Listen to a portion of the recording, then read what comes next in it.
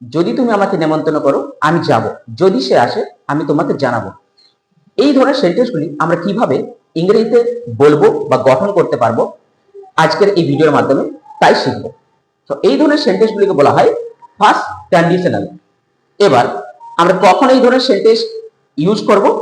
না, we use for real and possible situation in the future, অর্থাৎ ভবিষ্যতে কোনো বাস্তব এবং সম্ভব ঘটনা বোঝাবে, সেই ক্ষেত্রে আমরা এই ফার্স্ট কন্ডিশনাল ব্যবহার করি। সো কিভাবে এগুলোকে গঠন করব তার জন্য আমাকে একটি স্ট্রাকচার ফলো করতে হবে। সেই স্ট্রাকচারটিকে if plus subject plus present simple again subject will plus base form of a verb. তো চলো কয়েকটি এক্সাম্পলের মাধ্যমে আমরা স্ট্রাকচারটিকে সহজে বুঝে নিই। তো প্রথম সেন্টেন্স বা প্রথম এক্সাম্পল হলো, যদি তুমি পড়ো তুমি পাস করবে। তো এখানে দেখো কন্ডিশন আছে, এই জন্য এগুলোকে বলা হয় কন্ডিশনাল সেন্টেন্স।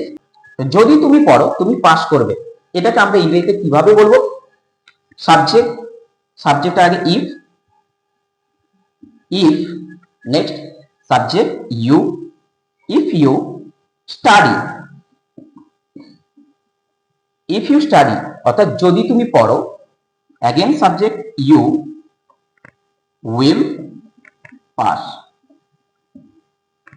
এবার কিভাবে আমরা সেন্টেন্সটিকে গঠন করলাম? If you study you will pass, if plus subject plus present simple plus subject plus will plus V one.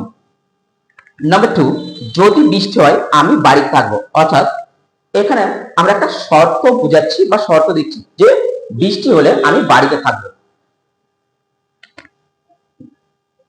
If it rain, if it rains,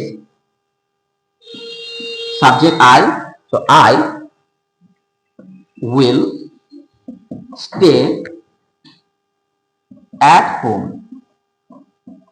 So, if it rains I will stay at home, যদি বৃষ্টি হয় আমি বাড়িতে থাকবো।